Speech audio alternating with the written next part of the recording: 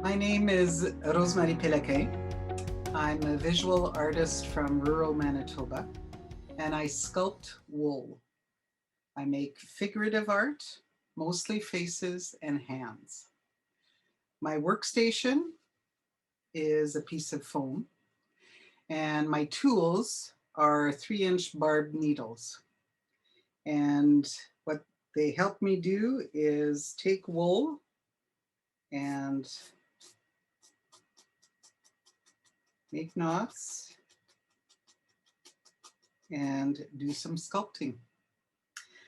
The material I use is usually carded bats of wool and an assortment of roving and some beautiful locks.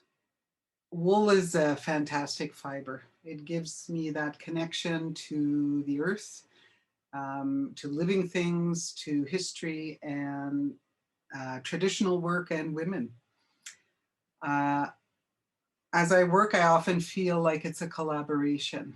The material kind of tells me where to go, and I've learned to let that happen because it leaves me open to possibilities, and I find that it makes for a better piece. I'm often surprised by what develops in my hands. My work practice centers around connection and building blocks of ordinary people and actions. And with my vignettes, I try to tell stories. And through those stories, you're invited to feel the connections and to continue the story. My intent is to have you pause, and that allows for opening to possibilities and starts conversations, and that leads to action. When the Grand National Exhibit Statement came out that we were to respond to, it was crossroads. Crossroads in life where the path may be divided, decisions must be made, change is often forced on us, and we need courage to carry on and to choose our path. My wool sculpture, Seeking Solace, is more about the path to the decision rather than the direction chosen. As social beings, we count on others to be present when we reach out and for comfort and guidance. However, today in this forced isolation, it challenges us to make our choices without the benefit of physical presence and comfort of those that we rely on. So instead, we look to other things: books, knowledge, music, spirituality. These hands that I've made are reaching for strength and wisdom to make decisions. And I find that the quiet, repetitive work of needle felting that makes these hands is like meditation or prayer. And the rosary, the found object that's part of the piece, also represents found faith in ourselves or in a higher power.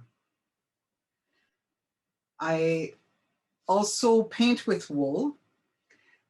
These are two-dimensional works where I thin out the fiber and I poke it into a background, which is usually reclaimed wool fabric from pieces that have been worn by actual people. That piece is called Time to Rethink Our Care Homes.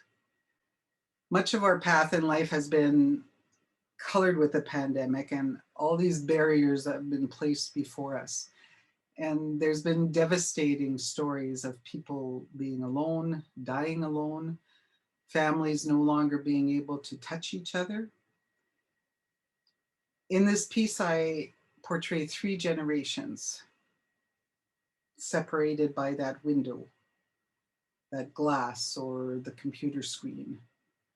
The older generation is put in a separate box away from the others.